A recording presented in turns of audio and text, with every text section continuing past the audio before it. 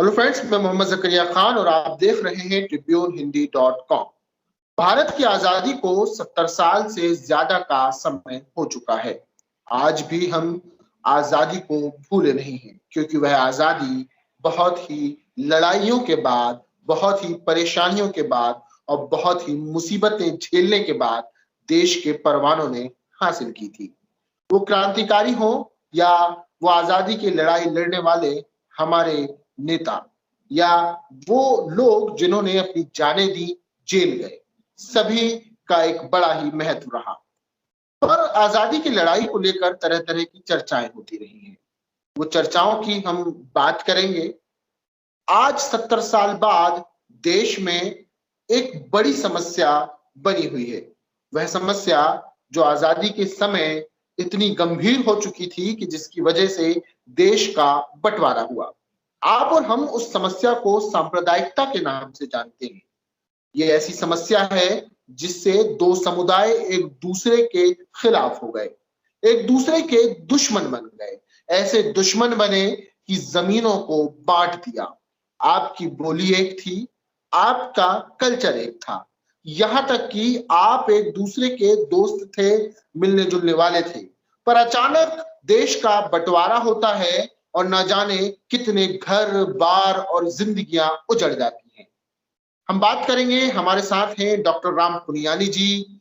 आपका बहुत बहुत स्वागत है tribune-hindi.com पर। सर, मैं जानना चाहूंगा कि हम जिस सांप्रदायिकता की बात कर रहे हैं, क्या जो स्तर आज हम देख रहे हैं सोशल मीडिया और सारी चीजों में, क्या सांप्रदायिकता का यही स्तर आजादी के पहले के दौर में भी था? और वो कौन सा दौर था जब देश में सांप्रदायिकता ने शुरुआती जो एक उसका मरहला होता है उसे पार किया, शुरुआत हुई और इस लेवल में जा पहुंची कि देश का बंटवारा हुआ? जी, पहले तो बहुत शुक्रिया आपका मुझे बुलाने के लिए। और आपके इस सवाल में बहुत सारे सवाल छुपे हुए हैं, तो मैं इसको एक एक करके लूँगा। कि पहले तो हम ये समझना चाहेंगे कि ये सांप्रदायिकता क्या है। और आपने जो इशारा किया कि आजकल सांप्रदायिकता चल रही है, तो उससे आपकी बात बिल्कुल सही है कि आज का जो माहौल है, उसमें हमारे रोटी, कपड़ा, मकान, बिजली, सड़क, पानी, शिक्षा, स्वास्थ्य, नौकरी के अलावा के जो हमारी समस्याएं हैं, उनसे अलग जो मुद्दों को ज़्यादा उछाला जा रहा है, वो है मंदिर मस्जिद का सवाल, पवित्र गाय का सवाल, लव जिहाद का सवाल, घर वापसी का सवाल, एक प्रकार के राष्ट्रवाद का सवाल और अल्पसंख्यकों पर अलग-अलग प्रकार से इल्ज़ाम लगाकर उनके खिलाफ नफ़रत करने का सवाल। तो ये जो मैंने लिस्ट किया है, ये यानी आज के सांप्रदायिकता द्वारा खड़े किए गए मुद्दे हैं। ये क्या करती है सांप्रदायिकता? ये लोगों में एक उन्माद पैदा करती है, भावनाओं को ये भड़काती है और उसके कारण एक समुदाय, एक कम्युनिटी और दूसरी कम्युनिटी के बीच में नफ़रत पैदा करती है।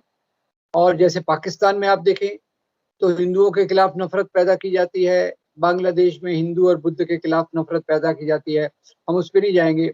भारत में जब पहले सांप्रदायिकता चालू हुई थी, तो दोनों तरफ से बराबर की गई, यानी एक मुस्लिम सांप्रदायिक तबका था, एक हिंदू सांप्रदायिक तबका था।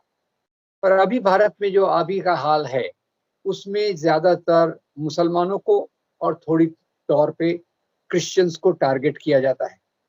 दूसरा, मैं इस बात को क्लियर कर दूं कि सांप्रदायिकता का धर्म के नैतिक मूल्यों से कोई लेना देना नहीं है। सांप्रदायिकता ये एक राजनीति है। राजनीति है जो धर्म के आवरण में धर्म के कपड़े पहनकर की जाती है, पर इसका धर्म के जो नैतिक मूल्य होते हैं, जो हम कहते हैं अपने पड़ोसी से प्यार करो, जो हमारा दीन कहता है कि लोगों से मोहब्बत करो, जो हम कहते हैं पूरी दुनिया एक परिवार है, सबको साथ में लेकर चलो, वो है धर्म। और ये जो बात की जाती है कि इसने मंदिर तोड़ा, उसने हमारी गाय को खाया और ये सब पहले हिंदू थे, उनको वापस लाना ज़रूरी है, ये जो है ये सांप्रदायिकता है। तो आज जब हम सांप्रदायिकता को देख रहे हैं, तो मैं बताना चाहूँगा कि 1990 के बाद से ये सांप्रदायिकता बढ़ती गई है। 2014 से ये और बढ़ती गई है। ये तो आज के हालात के बारे में आपने जो बात कही। अब इसकी शुरुआत कैसे हुई? क्या भारत में हमेशा हिंदू मुसलमान, आप तो जानते हैं भारत में अलग अलग धर्मों के लोग रहते हैं, सभी धर्मों के लोग यहाँ सदियों से, इस्लाम यहाँ 7वीं शताब्दी में आया, ईसाई धर्म पहली शताब्दी में आया, यानी इतने सालों से। और फिर बाद में यहाँ कुछ पारसी आए, कुछ दूसरे धर्म के मानने वाले आए, यहाँ में भी बौद्ध हैं, जैन हैं, सिख हैं, तो प्राय इतने सारे धर्म यहाँ सदियों से रहते आए हैं। अब इनमें पहले जो झगड़े होते थे वो कोई राजनीति के कारण नहीं होते थे। थोड़े मैं बता दूं मोटे तौर पे, कभी शैव वैष्णव का झगड़ा होता था, कभी शिया सुन्नी का झगड़ा होता था, पर उसका पॉलिटिकल पावर से, राजनीतिक सत्ता से संबंध नहीं था, क्योंकि राजनीतिक सत्ता राजाओं के पास रहती थी और राजा कोई मजहब के लिए राज्य नहीं करते थे, ये ख्याल कीजिएगा। राजा राज्य करते थे सत्ता के लिए, पावर के लिए, संपत्ति के लिए, वेल्थ के लिए। तो यहाँ मिला जुला प्रशासन था। अकबर के साथ राजा मान सिंह थे, टोडरमल थे, बीरबल थे। छत्रपति शिवाजी महाराज के साथ मौलाना हैदर अली थे, रुस्तम जमान थे। ये मिला जुला प्रशासन यहाँ चलता था। तो उसमें जो सांप्रदायिक राजनीति की शुरुआत होती है, वो शुरुआत होती है अंग्रेजों के आने के बाद। आप देखिए, अभी तक के जो राजा थे यहीं रहते थे, यहीं से लगान वसूल करते थे और इसी मिट्टी में खाक होते थे। अंग्रेज अलग प्रकार के थे। अंग्रेज यहाँ व्यापार करने के नाम पे आए, यहाँ शासन कर लिया और शासन करने के बाद यहाँ उन्होंने अपनी एक व्यवस्था को चालू किया। अब ये व्यवस्था चालू की तो इसमें दो चीजें देखिए। अंग्रेजों की व्यवस्था में एक तो पहले वो हमारी संपत्ति लूट कर ले गए, ये उसका एक भाग है। उसका दूसरा भाग ये है कि उन्होंने यहाँ जो परिवर्तन लाए, वो परिवर्तनों से समाज में परिवर्तन, बदलाव, चेंजेस आना चालू हो गए। वो कौन से चेंजेस थे? एक पहला इंडस्ट्रीज का खुलना, उद्योग धंधों का खुलना, मजदूर वर्ग का बनना, शिक्षित वर्ग का बनना, शिक्षा का प्रसार होना, औरतों के बीच में शिक्षा का जाना, दलितों के बीच में शिक्षा का जाना। तो ये जो परिवर्तन आए, ये एक ऐसे राष्ट्रवाद के बीज थे जो सबको साथ में लेकर चलने की बात करता था। और इसी के आगे जो आंदोलन हुए, उन्होंने अंग्रेजों के खिलाफ आंदोलन किया और नए मूल्य लाए, लोकतांत्रिक मूल्य लाए, जिससे भारतीय राष्ट्रवाद मजबूत हुआ। अब दूसरा सवाल यह है कि यहाँ जो पहले राजा, नवाब, जमींदार, जागीरदार हिंदू भी थे, मुसलमान भी थे, तो उनका पावर कम होने लग गया। जब उनका पावर कम होने लग गया तो उन्होंने एक डिक्लेयर, दोनों ने कहा, मुसलमान नवाबों ने कहा इस्लाम खतरे में है, हिंदू राजा ने कहा हिंदू धर्म खतरे में है। धर्म खतरे में नहीं था, खतरे में उनका जो प्रिविलेजेस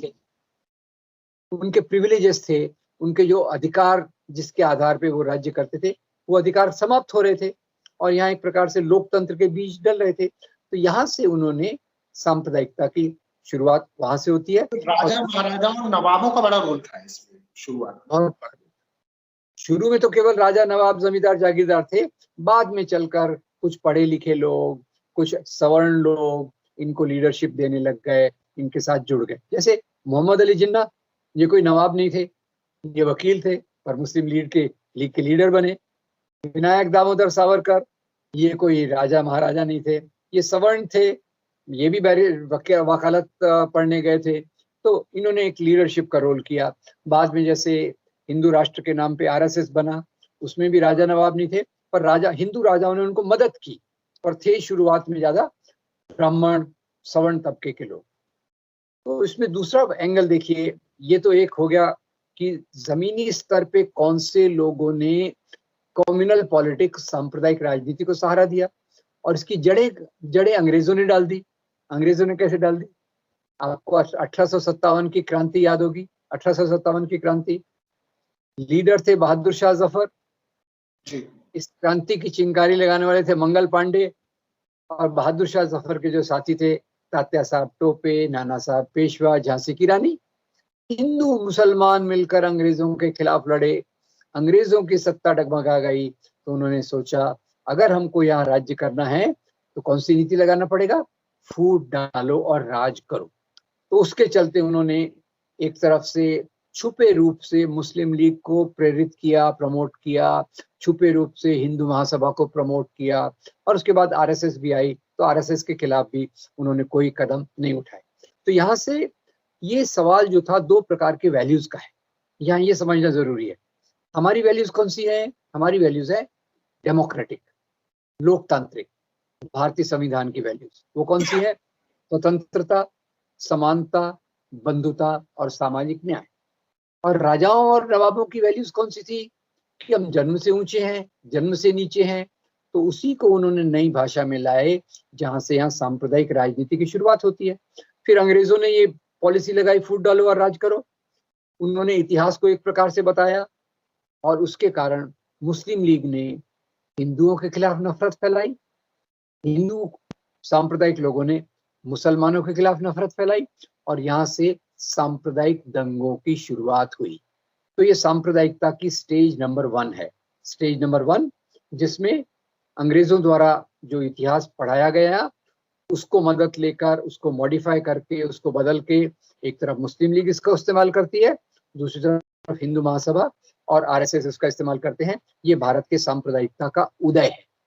अब सवाल ये उठता है कि मुस्लिम लीग में जहां एक तरफ मोहम्मद अली जिन्ना थे, ये मानना बिल्कुल गलत है कि सभी हिंदू महासभा आरएसएस के साथ थे।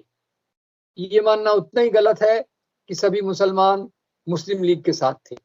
थोड़ा आपको उदाहरण दे दूं तो मोहम्मद अली जिन्ना के साथ भी सभी मुसलमान नहीं थे। 1940 में मोहम्मद अली जिन्ना ने जब पाकिस्तान की मांग सामने रखी तो उसी के विरोध में अल्लाह बख्श ने एक बहुत बड़ी मीटिंग बुलाई, दिल्ली में कॉन्फ्रेंस बुलाई, जिसमें मुसलमानों की मीटिंग में उन्होंने कहा कि पाकिस्तान की मांग हम आम मुसलमानों के लिए बहुत खतरनाक है। तो ये हिंदू मुसलमान का मामला नहीं था, अंग्रेजों को यहाँ पार्टीशन करना था। क्यों करना था? क्योंकि जो भारत का कांग्रेस पार्टी जो आंदोलन को लीड कर रही थी, उसके कई लोग सोशलिस्ट थे। जवाहरलाल नेहरू सोशलिस्ट थे, सुभाष चंद्र बोस सोशलिस्ट थे, जयप्रकाश नारायण सोशलिस्ट थे, भगत सिंह तो खैर नास्तिक भी थे, कम्युनिस्ट भी थे, भले ही वो कम्युनिस्ट पार्टी में नहीं थे। तो उनको लगा ये आंदोलन का नेतृत्व तो सोशलिस्ट लोगों के हाथ में है।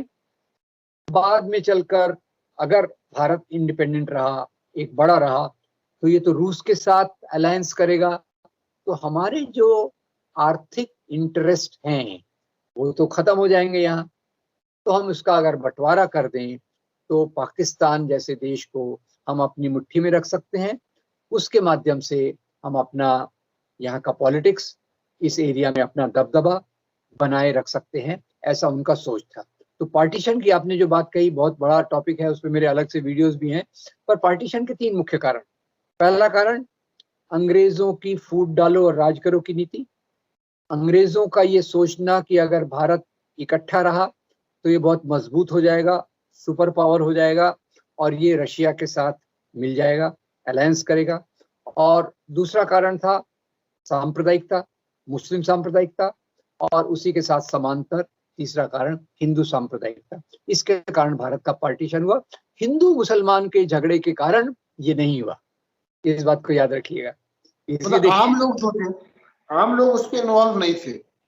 जो इन्वॉल्वमेंट था पूरा वो पॉलिटिशियंस का था, पॉलिटिकल पार्टीज का था, और वही सांप्रदायिकता फैलाने में उनका बड़ा अहम रोल भी था। जी जी, मतलब शायद आपकी बातचीत से मुझे अभी तक ये महसूस हुआ। बिल्कुल सही, आपका बिल्कुल सही है। तो इसको अभी क्या है, अब इसको लोग दोष देने के लिए गांधी को दोष दे देते हैं, कांग्रेस को दोष दे देते हैं, पर मुख्य सवाल है ये एक बहुत गहरी प्रक्रिया थी, और उसमें भी ये हिंदू मुसलमान के बजाय मैं इसको 2 प्रकार में देखता हूँ। एक डेमोक्रेटिक वैल्यूज, लोकतांत्रिक मूल्य, और उसके विरोध में वो पुराने समय के मूल्य जो ऊंच नीच में विश्वास रखते थे। और आप देखिए दुनिया में जहां भी मजहब के नाम पे सियासत होती है, जिसको मुस्लिम फंडामेंटलिज्म कहो, क्रिश्चियन फंडामेंटलिज्म कहो, या यहाँ चलने वाली सांप्रदायिकता है, ये हर समय पुराने मूल्यों को बहुत बड़ा बताती है, पुराने समय को गोल्डन पीरियड कहती है। गोल्डन पीरियड क्यों कहती है? उस समय तो बराबरी थी नहीं, गैर बराबरी थी। इन लोगों को गैर बराबरी चाहिए, इसलिए ये उस पीरियड को गोल्डन पीरियड कहते हैं। भगत सिंह और अंबेडकर ये क्या कहते थे कि हमको गोल्डन भविष्य बनाना है। कैसे बनाना है? बराबरी को लाकर, गरीबी को दूर करके। तो ये दो प्रकार की अलग अलग कल्पनाएं हैं। तो आपने जी, आप बात पूरी कर लीजिए।